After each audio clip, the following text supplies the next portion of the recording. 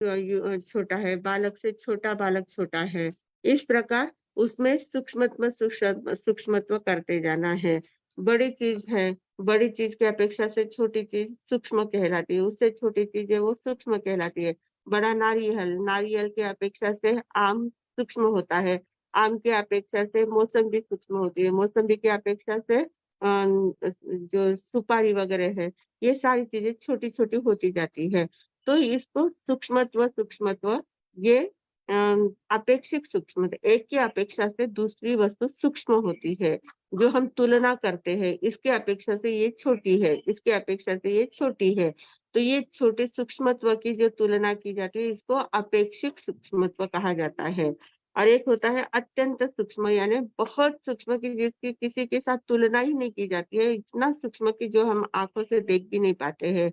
उसको अत्यंतिक सूक्ष्म कहते हैं। तो ये सूक्ष्मत्व के 2 भेद किए हैं। जैसे सूक्ष्मत्व के भेद किए हैं, वैसे ही स्थूलत्व के भी भेद किए गए हैं। स्थूलत्व यानी क्या? स्थूल यानी बड़ा, बड़ा होना।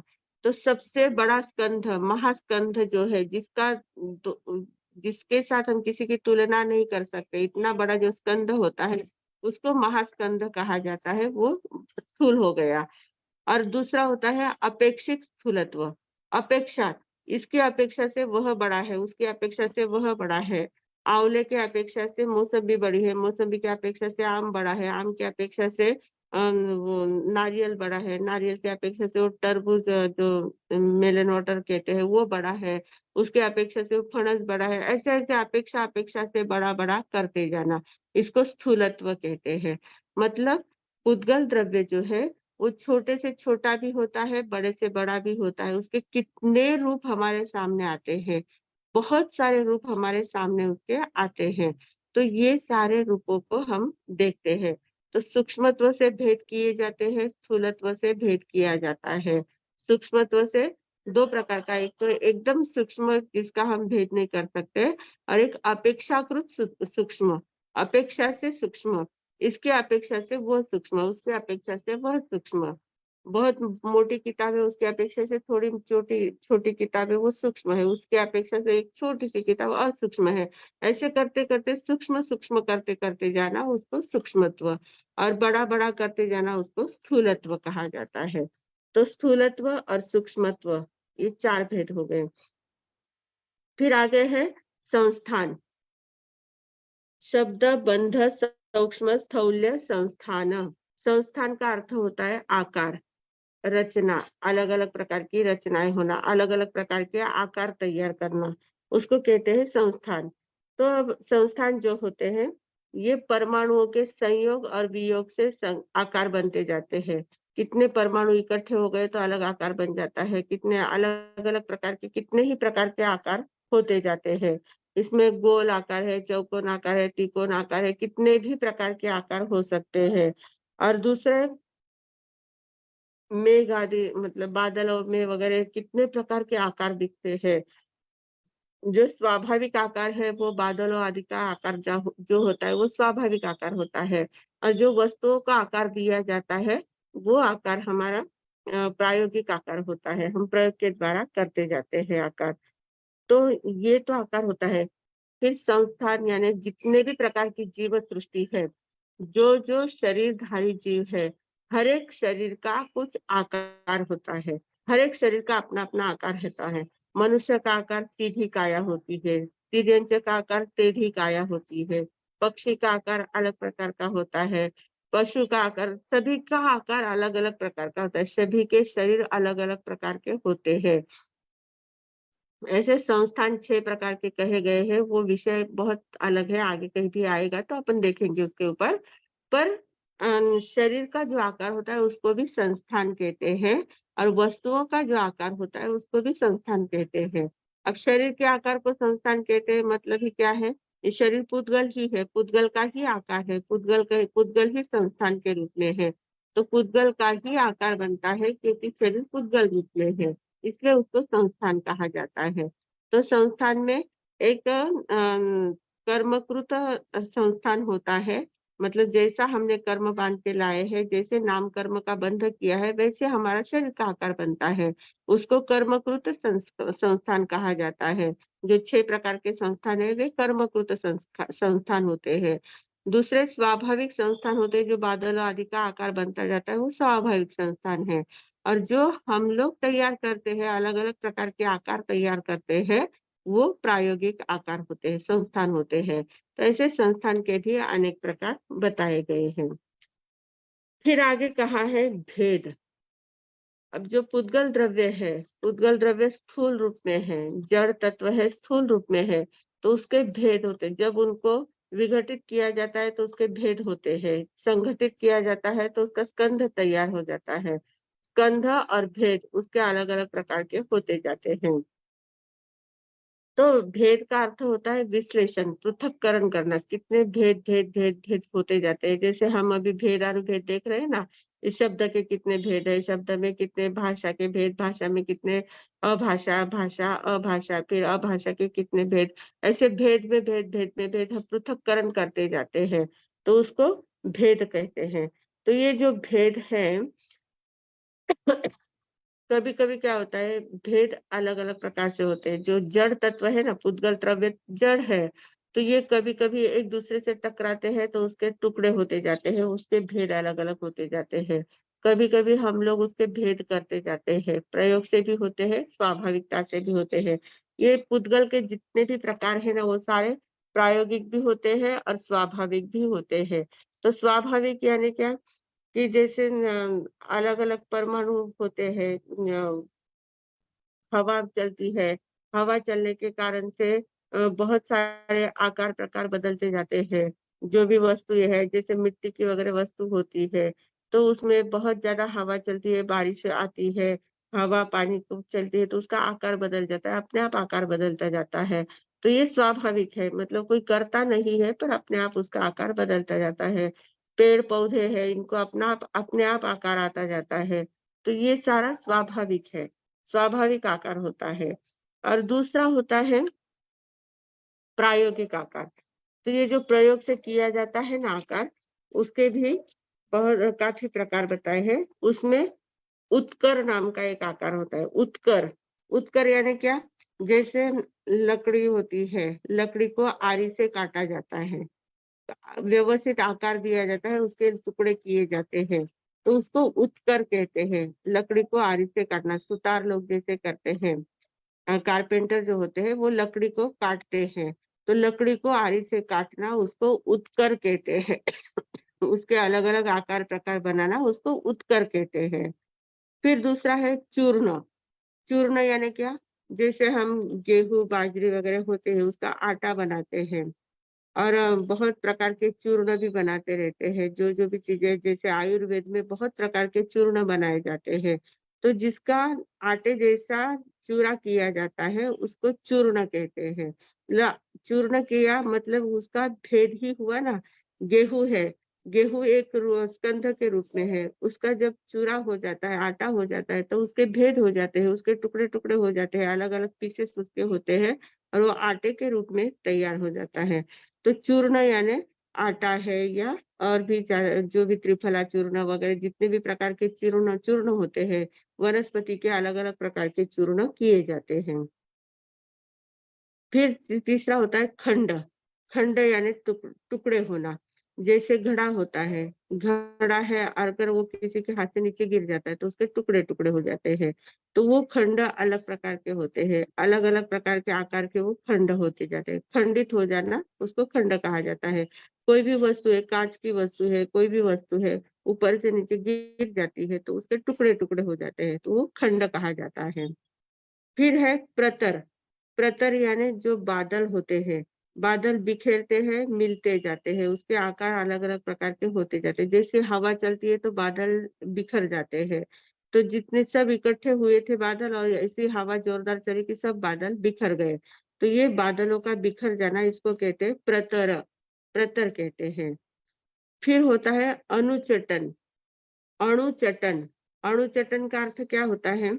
जैसे फ्रूट्स होते हैं, आम है, संतरा है जो भी फ्रूट्स होते हैं, मौसम्बी होती है, उसके हम छिलके निकालते हैं लोग और छिलके निकाल कर उसके अलग-अलग पीसेस तैयार करते हैं। तो छिलके निकाल कर पीसेस तैयार करना, छिलकों को अलग करना और उसके पीस अलग-अलग तैयार करना, उसको अणुचटन कहते हैं। तो इस प्रकार भेद अलग-अलग प्रकार से होते जाते हैं। पुद्गल द्रव्य के अलग-अलग प्रकार के इस प्रकार से भेद हम देखते हैं। फिर आगे है 7वां तम। तम यानी अंधकार।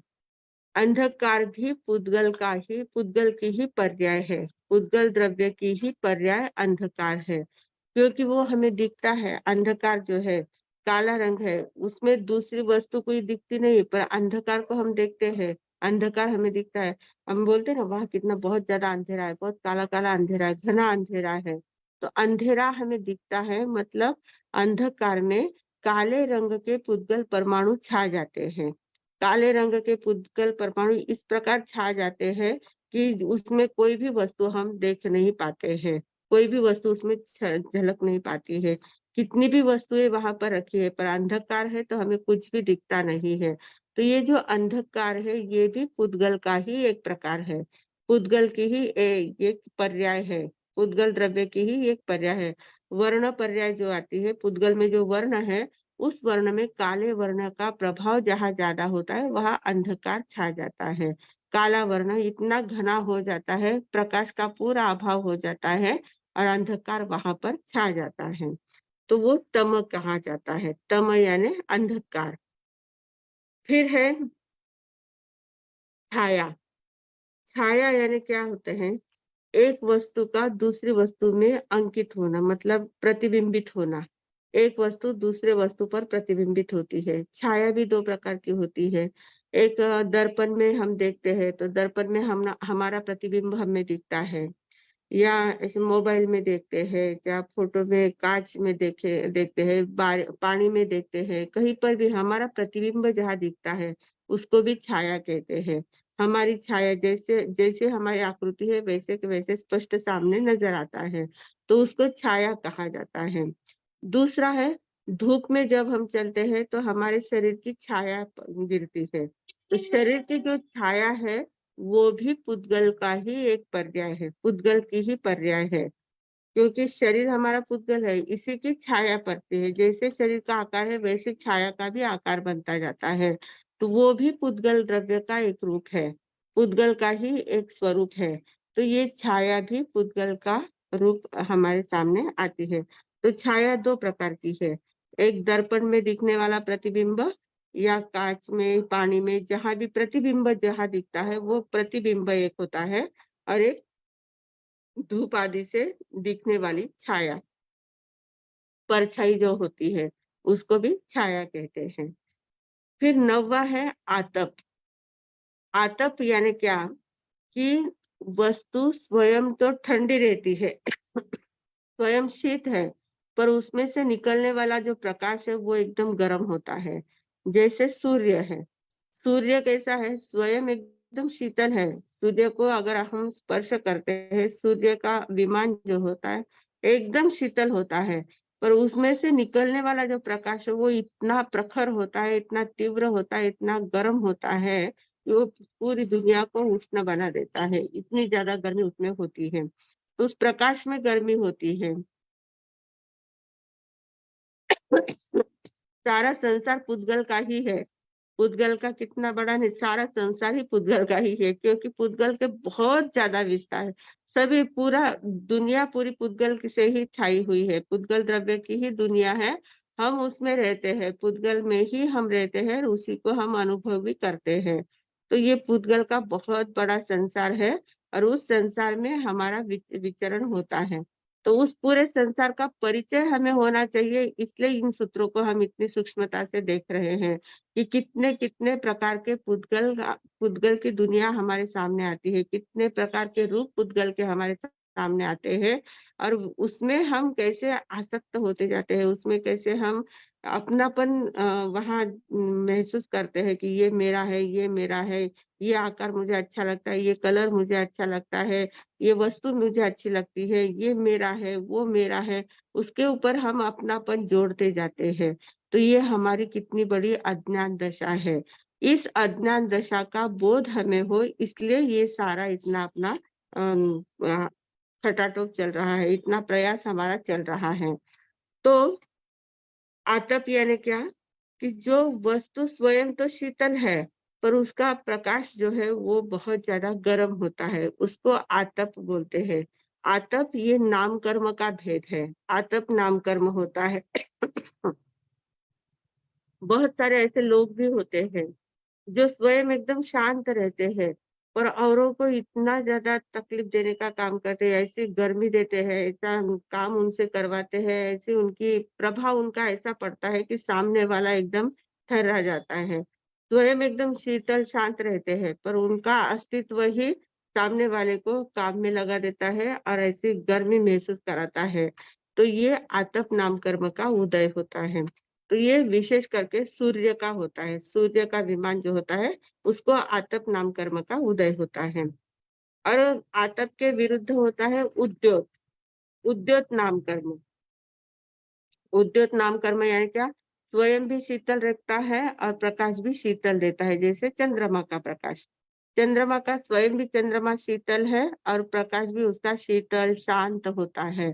तो इस प्रकार ये 10 बातें पुद्गल द्रव्य के विश्लेषण की बातें 10 बातें प्रकार की बातें बताई गई है।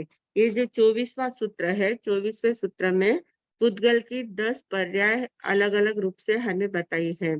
और उन 10 प्रकारों में ये सारे 10 प्रकार जो है वो सारे स्कंध में ही होते हैं, परमाणु में नहीं होते हैं। ये दसों प्रकार जो है, वो सिर्फ स्कंध में ही इसके प्रकार होते हैं, क्योंकि ये सब हम स्थूल रूप से देखते हैं, इसको सूक्ष्म रूप से देख ही नहीं पाते। सूक्ष्म रूप में इसका परिवर्तन इतने प्रकार होते ही नहीं है, स्थूल रूप में इसके प्रकार होते हैं। तो ये सारी बातें स्थूल रूप में हम देखते हैं, स्थूल रूप में उसकी परिभाषा देखते हैं, उसका परिचय करते हैं और इस प्रकार ये 10 बातें यहाँ पर बताई है। 23वें सूत्र में 4 गुण बताए मुख्य वर्ण, गंध, रस, स्पर्श और 24वें सूत्र में 10 बातें बताई है पुद्गल के पर्यायों की। कैसे-कैसे पुद्गल की पर्याय बदलती जाती है और हम उसमें कैसे उलझते जाते हैं। इन बातों का बोध हमें यहाँ पर कराया गया है। तो इस प्रकार ये सारा पुद्गल का संसार है और इस संसार को जानकर उसमें सिर्फ हमें जानना है कि पुद्गल के ऐसे-ऐसे पर्याय होती है। पुद्गल द्रव्य पर है। पुद्गल द्रव्य यानी स्व नहीं है, हमारा नहीं है। हम अलग है, पुद्गल अलग है। स्व और पर का भेद ज्ञान हमें करना है और पर की दुनिया इतनी बड़ी है, पर का मोह इतना बड़ा है, उसमें हमें आकर्षित होना है या उसको सिर्फ ज्ञाता दृष्टा बनकर देखना है, जानना है, ये हमारे हाथ में है।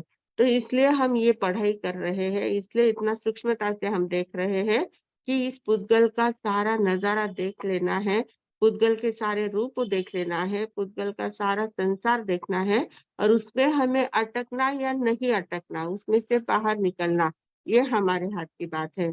तो सभी लोगों को बात ध्यान में आ गई होगी और भले थोड़ा-सा बोरिंग विषय है, थोड़ा-सा ज़्यादा विस्तृत विषय है, पर वो समझने जैसा है, समझ लेते हैं, तो निश्चित रूप से हमें चिंतन करने में मदद होती है। हम जहाँ-जहाँ भी अटकते जाते हैं, जहाँ-जहाँ भी देखते जाते हैं कि ये मेरा है, वो मेरा है, वो मेरा है, उसमें हम इन्वॉल्व होते जाते हैं, तो उसमें से हम बाहर निकलने के लिए हमें रास्ता मिलता है। हमें चिंतन हमारा जागृत हो सकता है कि नहीं वो सिर्फ पुद्गल का स्वरूप है, पुद्गल का पसारा है, उसमें मुझे अटकना नहीं है, ये सारा पुद्गल है, ये भी पुद्गल है, वो भी पुद्गल है, ये भी अजीव है, वो भी अजीव है, सारा अजीव है, अजीव में मैं स्वयं जीव हूँ और मैं मेरा अस्तित्व अलग है। इस प्रकार का चिंतन करके हम स्व केंद्रित बन सकते हैं। और जब तक हम स्व केंद्रित नहीं बनेंगे तब तक ये पढ़ा हुआ हमारा कुछ काम नहीं आने वाला है। तो स्व केंद्रित बनने के लिए इसका उपयोग हम करें तो निश्चित रूप से हमें इस भव में भी आनंद मिलेगा, अगले जन्म में भी अनंत सुख मिले बिना नहीं रहेगा। इतना ही बोलकर अब मैं विराम लेती हूँ। ओम शांति।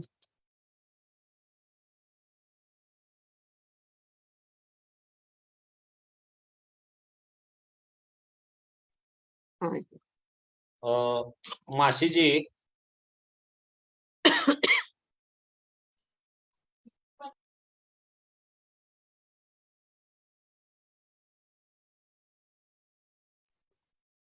मासी जी, आपको पोस्ट बनाया मासी? हाँ, मैंने पूरा तो सुना हाँ नहीं, लेकिन जितना हाँ। सुना है उस पर मैं थोड़ा बोलने का हेलो। प्रयास। आवाज आती है मासी जी कमला अभी, जी? हाँ अभी हाँ अभी आवाज आ हाँ। साढ़े रही नौ क्या? बजे तक, अभी 9:30 बजे प्रतिक्रमण का क्लास है। 9:30 बजे तक आप ये कीजिए, फिर से ज्वाइन हो। हाँ, हम्म, महेश भैया प्रत्याख्यान वगैरह कर लो, मैं बहुत लेट ज्वाइन हुई हूँ, तो आवाज आ रही है क्या मेरी? हाँ हाँ आ रही। मैंने ठीक है, पचकान और ये कर लेते हैं फिर हाँ, आज। आज पचकान कर लो। अच्छा ठीक है। 9:30 को क्लास है ना उनकी। पचकान के लिए हाथ जोड़ लें। ओम शांति शांती शांती। नवकाशी पोरशी 1.5 पोरशी 2 पोरशी आपापल्या धारणाप्रमाणे उपयुक्त पचकान अस्नम पाणम खैमम सायमम अनर्थना भोगेनम सहसा गारणम सव समाहिवत्या गारणम ओसिरे ओसिरे ओसिरे। कल का, अच्छा कल वापस करेंगे थोड़ा सा। आज का जो विषय हुआ है ये 10 प्रकार, इसका वापस थोड़ा सा करेंगे कल और फिर आगे। हम्म। कल का ब्यासना अगर किसी का है तो हाथ जोड़ ले। ओम शांति शांति शांती उगेसिरे ब्यासनारा दोटक उपरांत दिवसना 3 रातना 24 पचखान अनर्थना भोगेनम सहसा गारणम सव समाहिवत्या गारणम ओसिरे ओसिरे ओसिरे। कल का एकासना अगर हमारी अर्चना दीदी हर रोज ब्यासना करते हैं, जैसा चातुर्मास शुरू हुआ है हर रोज का उनका ब्यासना चल रहा है। बहुत बहुत धन्यवाद है आपको। हाँ जी, एकासना अगर किसका है तो हाथ जोड़ ले। ओम शांति शांति शांती उगयसुरे एकासनारा एकटक उपरांत दिवसना 3 रातना 24 पचखान अनर्थना भोगेनम सहसा गारणम सव समाहिवत्या गारणम ओसिरे ओसिरे ओसिरे। कल का उपवास अगर किसी का है तो ओम शांति शांति शांति उगयसुरे उपवासम पचखे दिवसना 3 रातना 24 पचखान अनर्थना भोगेनम सहसा गारणम सव समाहिवत्या गारणम ओसिरे ओसिरे ओसिरे।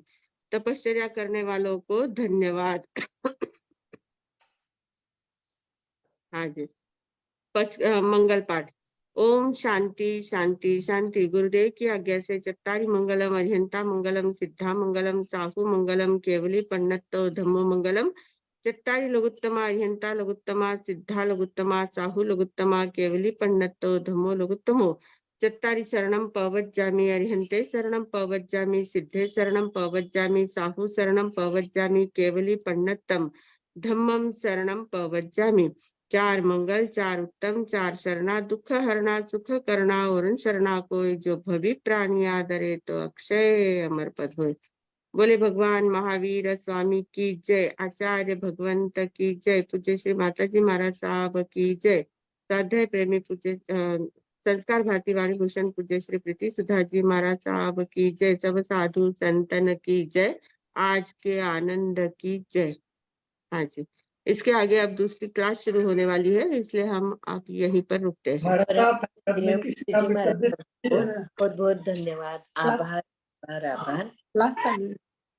और जिनको भी अगर प्रतिक्रमण का क्लास ज्वाइन करना है तो आप आज क्लास ज्वाइन करके देख सकते हैं कि कैसे सिखाया जा रहा है, और उसके बाद भी आप कल एंट्री ले सकते हैं। आज का क्लास इसी लिंक पे है, अगर किसी को कंटिन्यू करना है तो कर सकते हैं। तो हमारी नीतल बाफना आपको प्रतिक्रमण का पूरा अध्ययन कराएंगे अर्थ के साथ, और इसके इनाम भी रखे हुए हैं। जो भी हमारी क्लासेस चालू है तब तक अध्ययन करके कंठस्थ करेगा उनको 3100 रुपए का बख्शिश है। 2100 का है, 1500 का है। तो ऐसे जिनको भी प्रतिक्रमण हम करना है जरूर जरूर ज्वाइन कीजिए। आज का क्लास हम फ्री में आपके लिए रखते हैं कि आपको अच्छा लगा तो आप कंटिन्यू करो। तो यही लिंक पे, यही हमारी जूम लिंक पे आपका क्लास चलेगा। परम पूज्य संयम प्रीति जी महाराज साहब जी को बहुत बहुत धन्यवाद, आभार आभार आभार। कल हम मिलेंगे बराबर 8:30 बजे। तो सभी को शुभ रात्रि।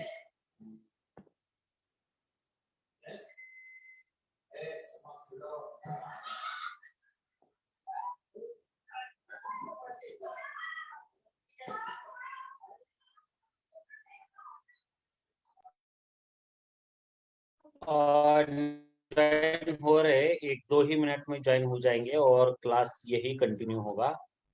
तो सभी पार्टिसिपेट हमारे जुड़ ही रहे हैं।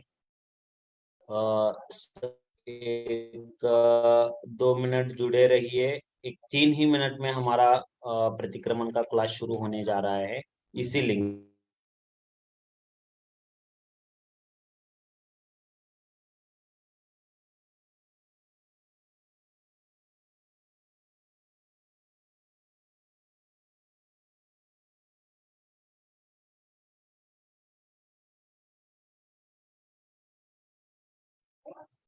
बराबर 9:30 बजे।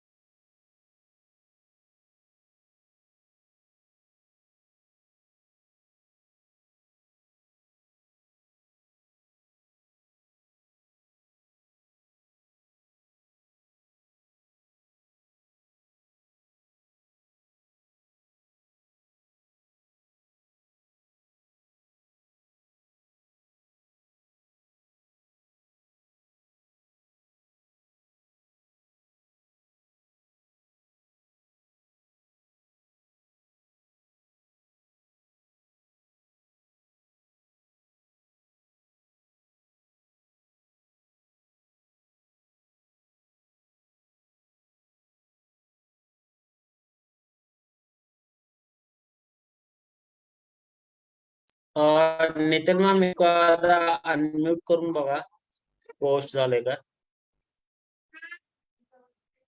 हाँ भैया, ओके ओके। आवाज येतोय ना?